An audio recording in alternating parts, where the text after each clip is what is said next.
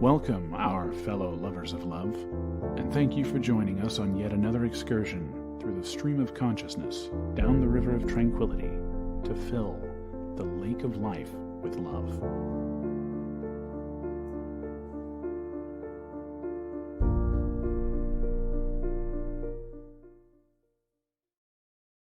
And good evening, our fellow lovers of love out there. For those of you watching, I don't know what happened either.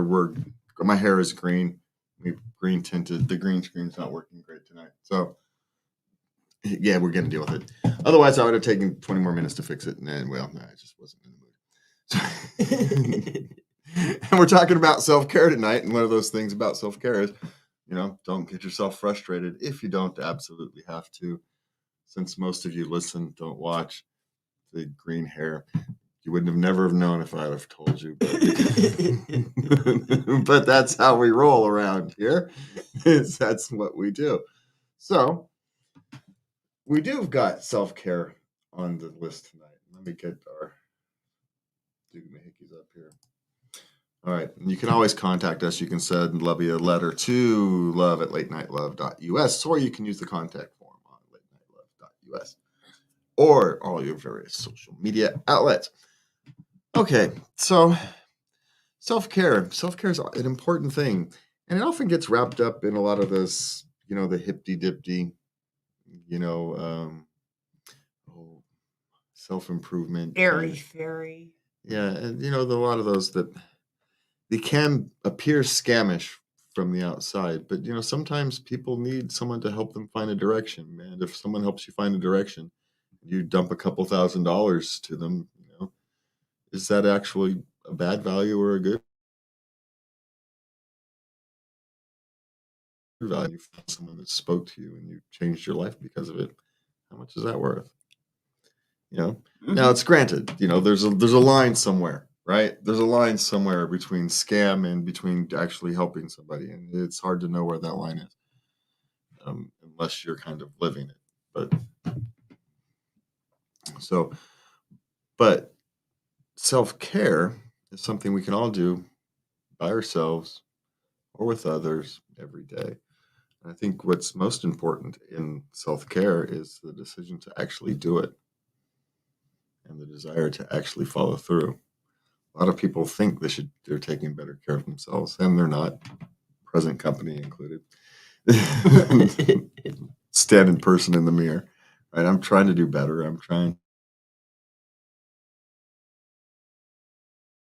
I've spent a long time learning how to take care of my mental self, kind of ignored my physical self. So I'm trying to balance that now somewhat, now that I've gotten the mental health part, I don't want to say dealt with, but under somewhat control. You can start to focus more on the other one. But it all kind of matters because... Well, there's a balance to it. Well, and it matters. Your mental health affects your physical health. Hypertension. It does. Hypertension is one of the, the big killer, one of the big health risks. And so it is. Staying stressed. They call it the silent killer. That constant stress is not good for anybody. So ways to cope with it, ways to deal with it, ways to de-stress are kind of the things we're going to talk about tonight. Yes. But first, we're going to talk about what is self-care. And I like the definition that I found because it's very simple.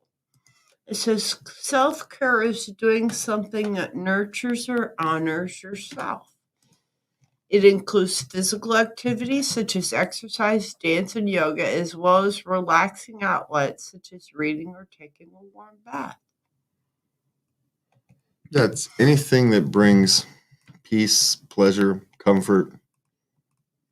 It doesn't have to be this grand big thing, but it has to be something. It almost has to be. You could actively do nothing for self-care. If self-care is I'm going to take a nap all day, well, then take a nap all day. That's actively caring for yourself. But it has to be an active choice. You can't kind of passively take care of yourself. You kind of have to actively make a choice to do it. You can get lucky, and sometimes, your life kind of works in your favor for a while. but it's only going to do it for a while. So, make an active choice, and you don't have to start at the end. I think this is one of these things I want to get important to people. You can start very slowly. It takes a while to build a habit. It takes what, 6 to 8 weeks? At best. And I'm going to give you a little secret. You don't actually know what your end is yet. You think you know what your end might going to be, but by the time you get somewhere near it, what you view as the end will have evolved. So just start on any path, right? Doesn't matter what your path is. Just pick a path. If you need the path of least resistance, pick the path of least resistance. If you're somebody who needs a resistance, well, then do something difficult. But just do it. I try to find make a a choice. balance in my self-care routine that's stuff that I really like to do that's a little passive, and other things that are a little more active that I have to push myself a little bit. Yeah. So everybody will find their thing. It's somewhere between that extremes is where most people live. And so you'll find it's just you have to look for it, I think, is kind of our point. It's a journey, definitely. Yeah. Okay, and we're going to talk about why self-care is so important. It helps you perform at your best. It supports your overall well-being, mental, emotional, physical. Mm-hmm. Self-care can help maintain self-confidence and self-esteem. It helps boost your inner strength. Yeah. Well, if you're feeling better about yourself, then you're going to feel more like you're a better you, and that makes for, well, quite frankly, a better you. So if you're more of who you are, and when you take care of yourself, you tend to do things that you like to do. You become more expressive of who you are. It's a self-fulfilling thing. It feeds on itself. I don't want to call it what it's not a Rube Goldberg machine. Oh, it's a perpetual motion machine. It actually creates its own motion. It's one of the few things in life that does it. Once you give it a good shove, it'll get more energy out of it in the long run than you put into it. Just well. Yeah. Now, it may take a while to get there, to get to that point, but you'll get there eventually. Okay, so where are we at? It makes us more aware of our personal needs. Mm-hmm. It actually takes some thought. What do I like to do? What do I want to do? What do I want to improve on? What area do I want to work on? What area do I need to work on? Well, it also lets you just find things that, maybe I don't enjoy this anymore. This activity I used to enjoy, no longer my thing, and I want to go do model trains instead, whatever it is. Yes, you can develop new interests. Yeah, you can move past old interests that no longer excite you and move on to new ones that spark your interest or push new skills or whatever it is. And even within a certain practice, I do meditation in the mornings. I use a guided meditation, and I've been doing a meditation series on chakras, and 7 chakras, 7 days. It works out nicely. And so that's new for me. It's been fun to learn new things, try something different. And it takes me 10 minutes in the morning. I don't do any one activity for very long except for my walking. Yeah. And it allows you to be more resilient because you build up, you build up your routines, you build up confidence, which builds resilience. And if you're feeling better about yourself, you're more resilient. You get more well rested, if you're sleeping better, if you're simply less stressed, you have more energy. Okay, it doesn't take a ton of time, and they give some examples. We're going to give some examples later. Yeah, there's a whole caboodle list. You know how Lubby loves lists. So there was a lot of lists in the website today. There's only a few links, but there's a lot of lists. But you know what you need to do for yourself to kind of relax yourself and to, energize yourself as a human being. Yes. So I think that's okay. Now it can be a social activity. You don't have to do this alone.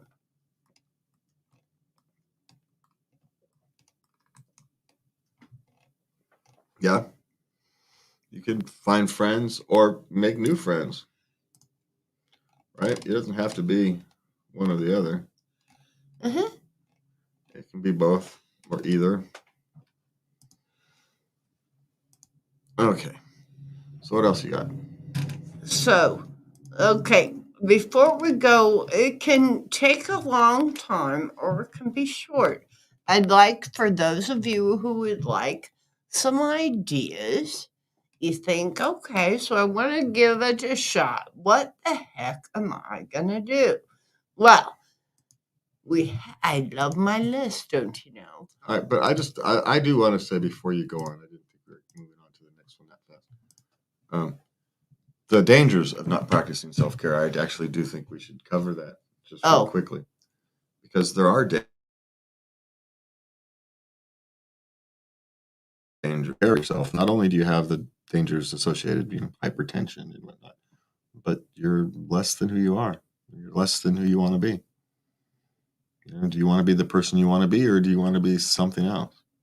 It's a simple choice. Now, the path to being the person you want to be is long and windy and difficult. But would you rather be the person you don't want to be? That's the danger of not participating in self-care. So, okay, on to Lubby's lists, because we should just call it a segment. Lubby loves lists, and just give it around. Just give it out. All right, so what do we got? Okay, I'm just gonna throw some ideas out here. Yeah, because the list is 275 long, and y'all don't want to. I'm not going into this, all of them. Okay, Yeah, take a nap without an alarm clock. Yeah. Learn about your local history. Take another route to work. Do a routine differently. Apparently, this helps develop neural pathways and keep your brain healthy. Well, changing things. And just, hey, take the scenic route every now and again. It doesn't hurt. If you make yourself some extra time, drive the easier drive. Yeah. See parts of the city you don't usually see. Why not? Now they suggested learn how to budget and keep track of your money. Now that would make your life less stressful. Yeah, if money is stressing you out, that's one way to do it. Yeah. So quilt or crochet, there's tons of classes. Keep going. Oh, okay. I'm just not there yet. All right, never mind. Keep going. And it's a fun way to meet people too. Mm-hmm. Uh-huh. Yeah, there's community centers. They're often very inexpensive. I can speak for areas that I see every day. Organizations like I work for. It's cheap to join. Their classes are cheap, and yet you get the benefit of being part of a community. It's small investments. You get big rewards, and you get to help a community at the same time. And even if not, the community center itself, they have, people who give taekwondo classes or tap dancing classes or piano lessons, right? They're just... Taekwondo, self-defense. Learn some self-defense. That's a big confidence booster. Yeah, and they actually just rent the room from the community center, and their students, the the fees you pay actually pay for the room and their salary. And so they're not actually part of the community center, but they are, right? They're not a city program. They're just an entrepreneur or small business person who's teaching classes. And so there's lots of things.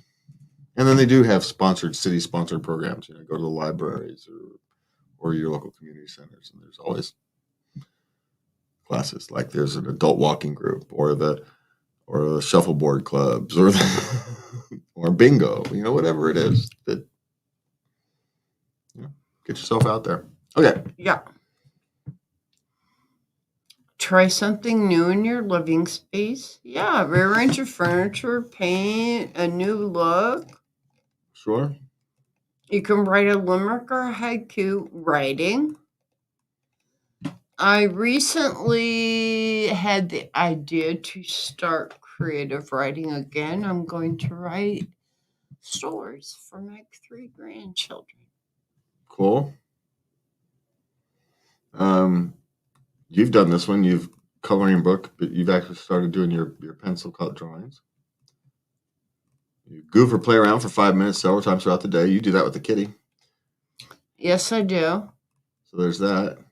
Listen to a podcast on a topic that interests you, but you have yet to explore.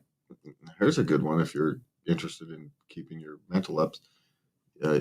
Use online tutorials to learn something new, Photoshop or Excel or something like that. Just Nice. Stuff that you need to learn anyway. Yeah, and you can add that on your resume too. Yeah. So discover your stress indicators. Think about yourself. Dig down, contemplate.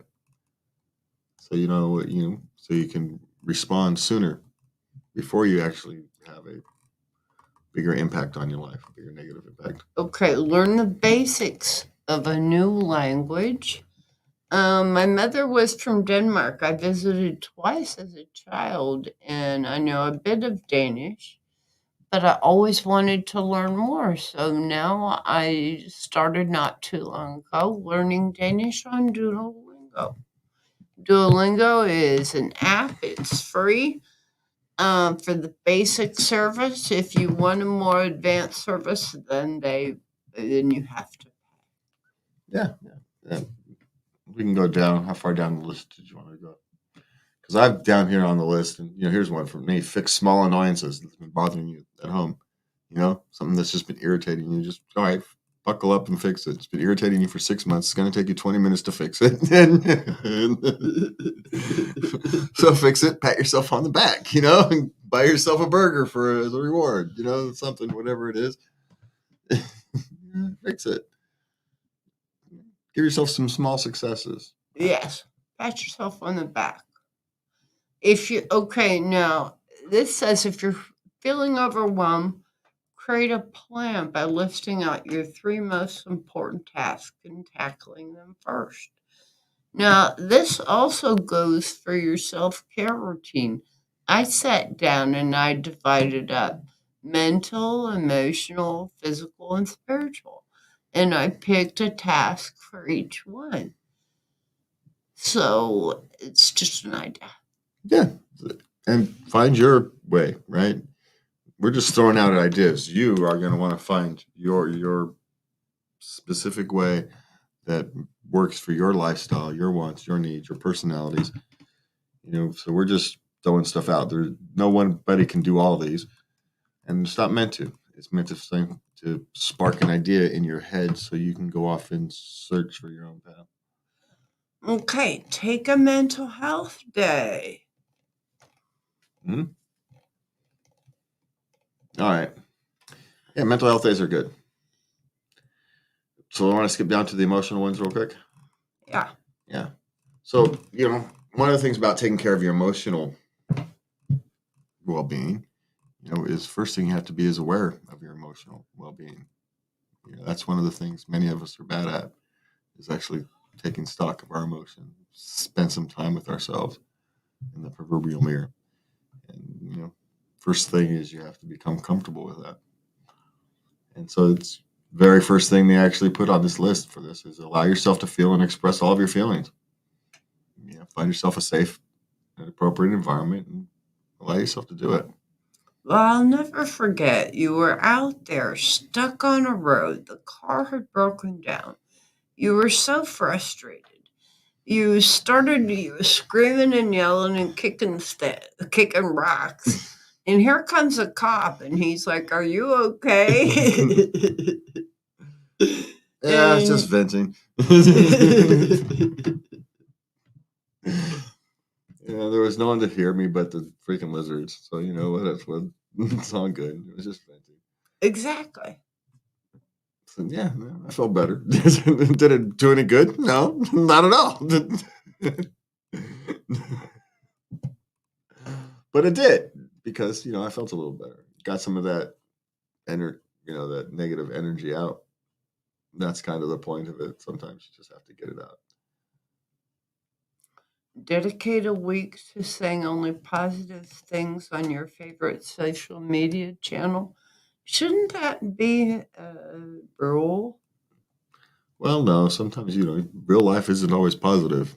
So if you're sharing your true self on social media, which is frankly my suggestion, you don't overshare, but you don't just post the brighter sides of your life because it's kind of a phony selection, right? But taking the time to make sure you post positive things and only doing it, every now and again, take a week where that's all you do. It's not a bad idea. There's nothing wrong with only posting kind of quasi, things. But for me, if you're going to post on social media, post truth, not just partial truth. If all you're going to post is if all you're posting is what you're eating for dinner or something, then that's just your way you use social media, and that's fine. There's it's kind of things like that. So it's not a hard fast rule. So, you know, just use it for your dinner, then use it for your dinner. All right. What's next? Have a good cry if you need one. You can kind of present a couple of those. Have a good long cathartic cry, and then a couple ones down. They go. Watch a very sad movie. Or watch a very good movie. A emotional movie, positive emotions can do that too. I can cry because of a positive emotion. You don't have to just have a negative cry. All right. Take a moment to name your emotions without judging them. Yeah, I get that one. I named the I to get Pal to help me identify the anxiety disorder, the kind of the general anxiety where you're afraid of anything and everything and nothing all at the same time. I called it I'd call it a satellite falling on my head. I wasn't really afraid of a satellite falling on my head, even though in a representative from an artistic expression point of view, I was afraid of a satellite falling on my head. It was as ridiculous as it was. So, but of course, going outside the house is just as dangerous from a satellite falling on your head as inside the house. So none of it makes any sense, which is why you kind of choose that. But it's all very weird. But it does. It makes it easier to kind of come to terms with the silliness of it if you can give it an accurate label. Yeah. Yeah. Read feel good poetry. There's one. Do Tap into your creative side, painting, creative art. Release your fear, anxiety, anger, and frustration on paper. I decided to use watercolor. It's real cheap. You can get a set on Amazon. It comes with the paper and everything. And I'm not very good from a critical standpoint. I have no idea what I'm doing from a technical standpoint. I just know that I think of an emotion, I think of colors that are associated with it, and then I paint in those colors. Yeah. And then I mail them to family. See, there you go. So here's one for you. Give. Do it unconditionally with no strings attached. And just see what happens. Just see what happens. Helping others it's good for the soul. Clean up your work area. Mm-hmm. All right. So what else we got? It's if you want to cover that last article a little bit, you can want to move on. Okay, yeah. Okay. Now, if you want ways to take time, because that's a big question. How do we find time? Okay. Well, first thing in the morning, you can wake up 10 minutes early, 20 minutes earlier, and do your own little thing. And that's what the first suggestion is to make your own rituals. Okay, but to get up 10 minutes earlier, 20 minutes earlier, doesn't that mean you need to go to bed 20 minutes earlier? You're just kicking your time down the road, I think, on that one. You're just shifting time. You're not actually making time. Otherwise, you're sucking time from your sleep, and that's not taking care of yourself. Just saying. So, hey, maybe find a way to make time and go to bed 20 minutes earlier. Maybe it's worth it if 20 minutes in the morning is where you can find your peace or where you need to do it. I'm just saying. It's a delightful way to wake up. I'm just saying, don't take it from your sleep, because Alone. just taking it from your sleep is not taking care of yourself. Well, that's true. So that's what I'm all pointing out. Okay, you can use aromatherapy. That's a very quick one. Uh-huh. So take advantage of your busy schedule is the next one. Maybe there's always something you're already doing. Maybe you can drive in a car and you can listen to motivational podcasts, or be more selective on the music you listen to, or on the way to work. Who knows? Whatever it is you're doing, just you can find some ways to use that time to your advantage. Setting alarms. So make sure you use an alarm so you can get breaks. Don't forget to not take breaks. Yes. Try acupressure points. Mm-hmm. Yep. Sound baths. That's a quick one. Yep. And so are sound baths. Find the noise that pleases you. Not necessarily music, but it can be. It could be rain, sound of rain or whatever. I had a great 2-hour rain tape when I was in college for studying. It was fantastic. Yeah. And emotional freedom technique. So you might want to go look up exactly what that is. But there's ways to the point is to find some way to relax. Become yourself. Sit with yourself. Allow the stresses of the world to wash over you for a few minutes. You're not ignoring them, and they're not going to change in 10 minutes. So it's okay for you to unplug from them. I think is an important point there. All right. So where are we at? So taking care of yourselves. I don't know. I think we've kind of covered taking care of yourselves, but I just want to reiterate how important it actually is, because for many of us, especially when you're young, in your 20s, you think you're indestructible, except you don't. You just don't think about it, is really what it is. It's not that you think you're indestructible. We look back at that, you don't think you're indestructible. You just don't think about long-term repercussions of the stress. So when you become 30, 35, 40, you don't have the skills you need because you haven't practiced. And you could, so now you're all struggling. We're all kind of struggling to learn how to do this. I'm right along with you. I didn't start till 35, 40 years old. So down that path of learning how to care for myself. By that time, you've got all kinds of stuff you have to kind of deal with along with it. So the sooner you start taking care of yourself, the better off you will be, and the faster you will become the person you want to be, which you'll never become because we're always evolving. But that's a whole different philosophical discussion. I could go on for way too long, and maybe you do want to hear that one day. So maybe we'll think about that. All right, what do we got tonight, Lubby? Okay, we have question. So we're going to start with relationship questions. Okay. A colleague, female 30, is in love with me, quote unquote, male 33, and the entire workplace is abuzz with it. I'm not interested. How do I let her down easy while still maintaining a working relationship? I wouldn't do a damn thing. Just let it be. It'll die out by itself. But that's me. Because she hasn't actually done with it. She's just infatuated. She'll move on.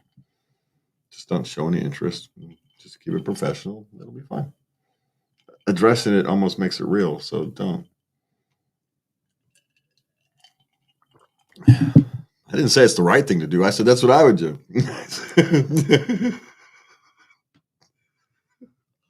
Well, Of course, there are some merits to it, yes. yeah, and then there's the granted thing I wouldn't notice. So then there's that.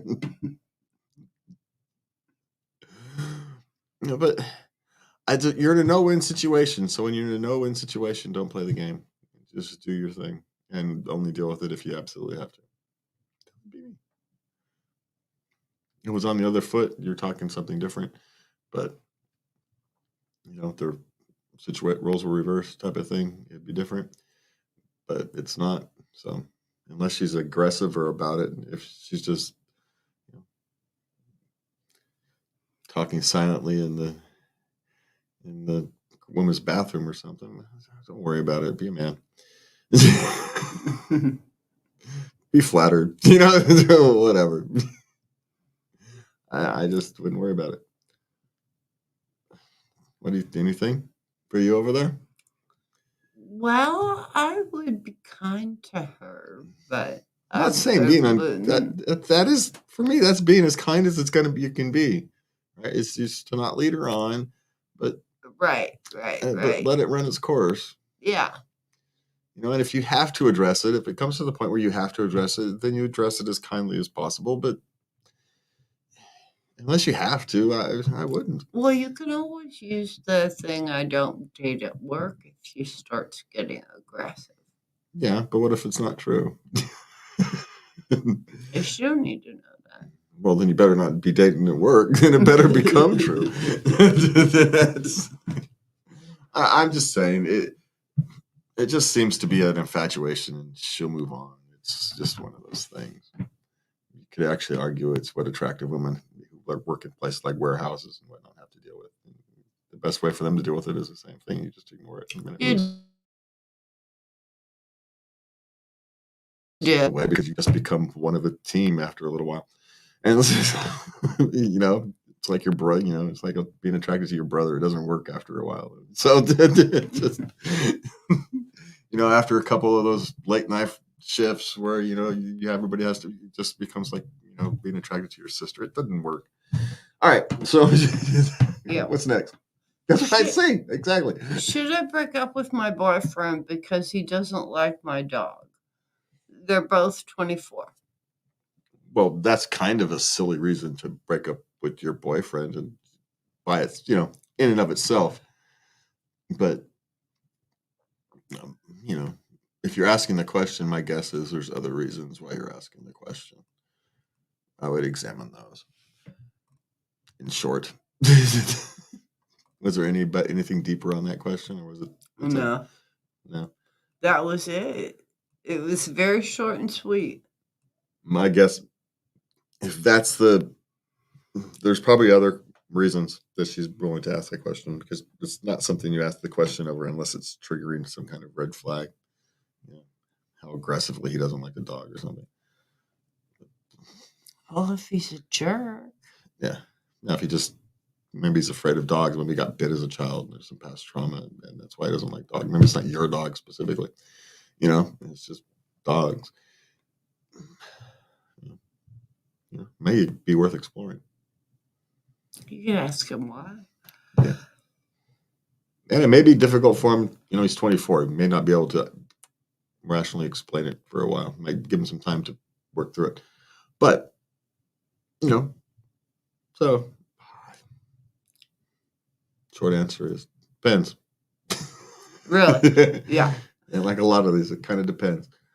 If that's the only thing, I'm skeptical. But if it's triggering a red flag, then it depends. Okay.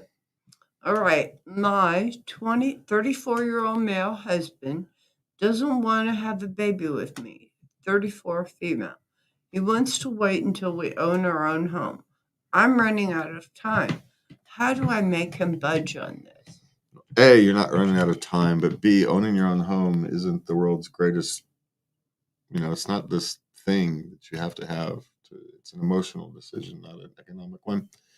And right now, it's not the time to buy a house. You're going to want to do it in 3 years anyway. And the house you want and you need, the amount of space you need as an infant is different than the amount of space you need as a toddler, young child. So you're going to want to move anyway. And so just keep having the discussion and stop trying to budge him. Just have the discussion. If you actually want to change his mind. But you're 34. You've got a couple years, 3 or 4 years, 5 years. That's what I would say. You got a ways. Yeah, but she is correct that without medical intervention, her time is starting to become close. And the own their own home, it's one of these things it's a traditional view, but we don't want to dissuade it, but it's not actually necessary. No, it's not. It's an emotional choice, and in fact, in economies that are likely we're facing, now is not the time to buy a home. You want to wait till prices drop, and then you can buy a home. So, oddly enough, it may be best for you to start your family now, and in 3 years you buy the house. And then when your child's a toddler, when he needs to be in a better neighborhood, you can afford to move into a better neighborhood. Because what you don't want to do now is get locked into a house you can't afford to move out of. So all that depends upon where you live and blah, blah, blah, blah, blah. All right. So how do you get him to budge? Just have the discussion and stop trying to move him. And that's the best way to make him to move, because you try and shove him, he's just going to dig his heels in instinctively. So the best way to move him is to not try to move him. Just have the discussions pleasantly. Okay. All right. Me and my girlfriend, male 30, female 25, are fighting because she went to another state to meet a new male friend. How do I get her to see my side of this? Well, if you want to get her to see your side of it, you're going to have to see her side of it. And then once she feels you've understood her side, then she'll feel free to understand yours. That's the only way. Now, what's really going on, don't know. Could be nothing. She's 25. Yeah. She's wanting to make new friends and have her boyfriend too. That's what she wants. She may be wanting her cake and eating it too. We don't know from this far out. That's true. So, she is 25, he's 30. Maybe she's too mature to know how to end a relationship properly. This is her way of doing it. Who knows? There's too many variables. But from the question at hand, if you want her to see your side, you need to see hers. Then she'll feel free to, see yours. Whether y'all actually want to see that or not is an open question. Sometimes ignorance is bliss. Other times it's time to move on. Okay. And for us, it's time to move on to something else. Pick another category, my love. Parenting. All righty. Husband doesn't agree that I take my 5-year-old son to the women's restroom in public. What's the problem? There isn't one. He's just stuck on kind of traditions things. He'll get over it. That's it. It just feels wrong to him. That's all it is. And at 5, it's starting to become the age where it's actually creepier the other way when you're a father and have to take your 5-year-old daughter into the men's bathroom. That's the one that actually is creepier. But why? I don't know. It's just an emotional reaction. It's not a logical reaction. So you have to deal with it as an emotional level. You can't fight that logically. It's because it's not a logical thing. It's an emotional thing. It just feels wrong. Feels wrong. There's no logic to it. It just feels wrong. So if you're gonna have, that's the problem. It just feels wrong. The reason he can't explain why is because it's a feeling. It's not an emotion. It's not a logic, and we don't understand our feelings, that kind of thing. Well, and then there's no way to justify a feeling. It just is. So I maybe acknowledge that it's a feeling. So I get that you feel that it's wrong. It just feels weird and strange and icky or whatever things. You can't really quite put a proper word to it. But I can't send him into the men's room by himself. So and then you deal with the practicalities of it, and he won't like it, but he'll move on. Okay. Right? So just you acknowledge the emotion with it, and then hit him with the practicality that you can't send him into the men's room by himself. So okay. Do you let your kids climb up the slide? Apparently, this one parent had an altercation at the playground. Oh, well, if there's no other children using it, then yes. But if there's children using it, then well, no. It's that kind of thing. Practicalities again. You don't disrupt other people from using the slide the way it was meant to be used. But if no one's using it, you can't hurt a slide running up it. So run up the slide, knock yourself out. That's the thing. Yeah. Okay. But yeah, there's people who have an altercation for anything these days. So that's sorry that you had to deal with that. Okay, what's next? How do you get your toddler 20 months to stop using their pacifier? Lose it. Just don't buy them a new one. My mother told me that little children and poor children needed my bottles. There were babies who didn't have bottles. Jesus and needed Christ. my bottles. So I gave up my bottles for the babies. Jesus Christ. Just stop giving them to them. That was always my solution.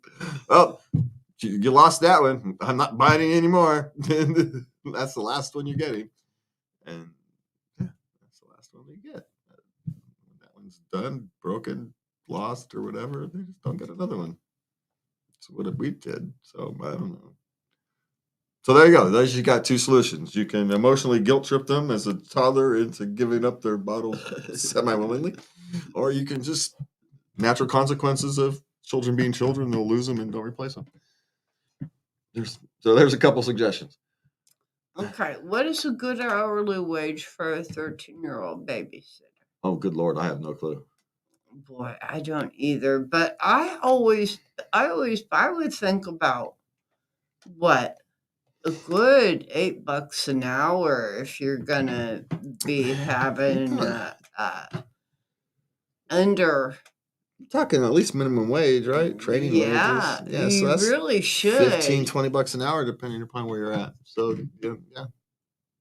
And just remember, these are people who are taking care of your most precious things. Now, 13-year-old, if it's family or a close friend, you can probably get away with paying them a little less because they're doing it for favors and pocket change as much as they are for economic, activity. So there is some of that you can consider. But, that has always been babysitter. We always hated babysitters. So I always use my sister. All right. So what else we got now? We going to work? Yeah, we're going to work. Okay. Is it normal for companies not to invite spouses to any celebrations or events? Is it normal? It's within the realm of normal. Yeah. It is some, you don't want to pay for everybody, and some people don't have spouses, and so you just invite their workers. Yeah. It's called team building. It's not spouse building. It's just, And sometimes some companies do, and sometimes they have events. There's a very wide variety of mixes. Be glad that they have them at all, I suppose, is one way to look at it, even though I never particularly cared about those things. But I gotta go. God damn it. Can't I just work instead? I don't want to go bowling with you people. It's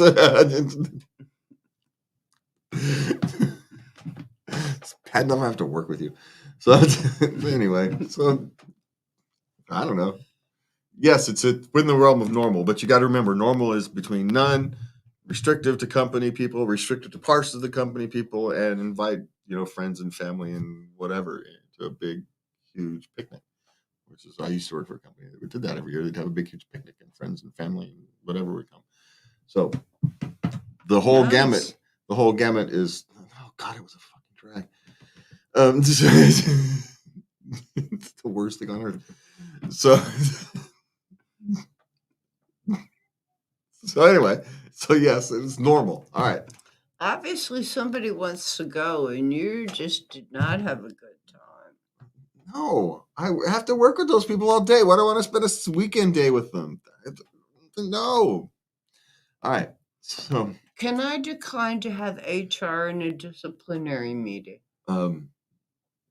no, would be my guess. Who's you having the meeting with? That's kind of how they work. So, unless you're a union shop or something, then there's some other thing, and even then, probably not. It's probably specified in the union contract. But my guess is no. And why are you having a disciplinary meeting? Maybe you should find a different place to work, or behave yourself. I don't know. What kind of disciplinary meeting was it? It didn't state. But no, just deal with it. All right, what's next? Okay. Should I have to go to work on a day outside of my availability because of a corporate event? Aha. See, just like I said. Should you have to? No. Is it good for your career? Probably. If you care about your career, or is it just a job? And then you can make a choice. On the plus side, I once won a little mini DVD player at one of those things. Okay. Yeah, so the food was terrible, but whatever. Okay. What's next? How would you ask for the top of the salary range? Well, you go to your boss or your supervisor and you say, I think I'm adding more value than I'm getting compensated for. And then can we talk about increasing my salary to the top of the range? Or some such discussion.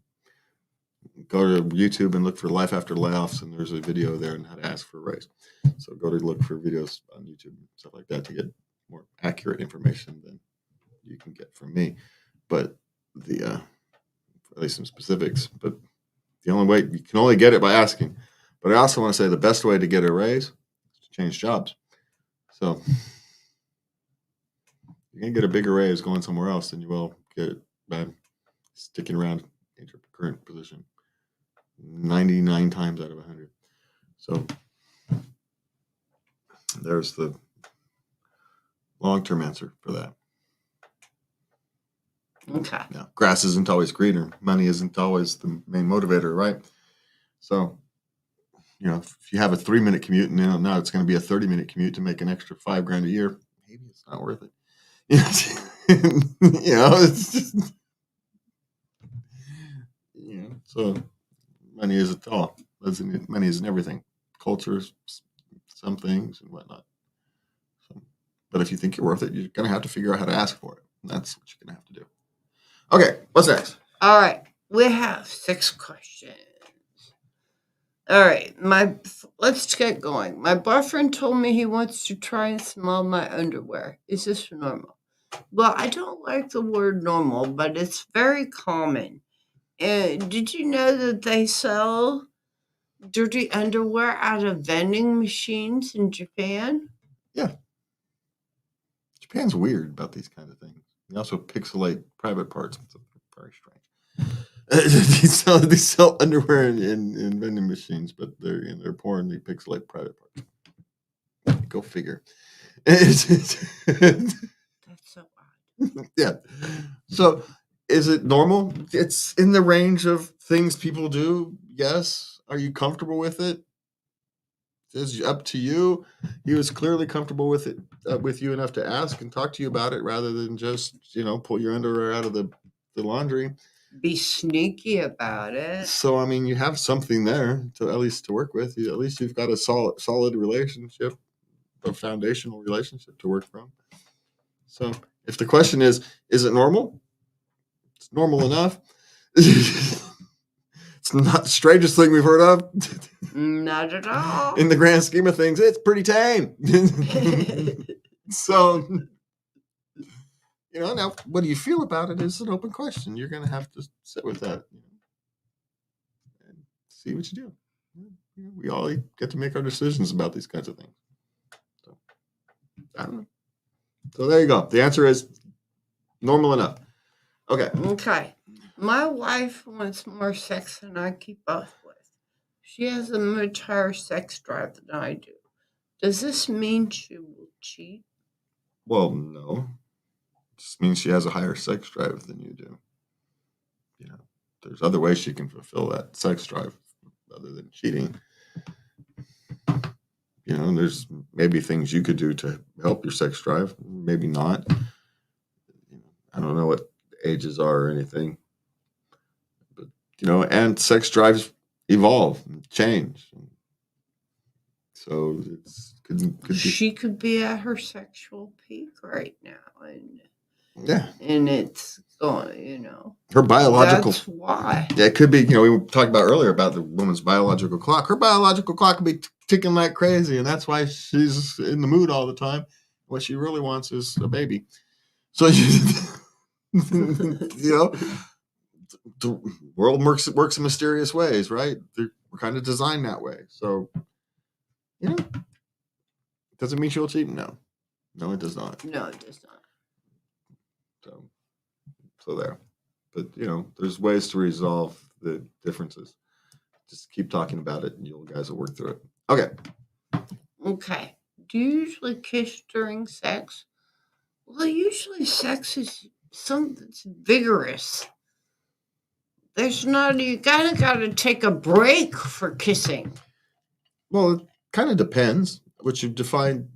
Your sex is no longer viewed as just the sex within the confines of the marital bed, right? Which in that case, the answer would be yes. Generally speaking, you would be kissing at some point during the altercation. It happens, yes.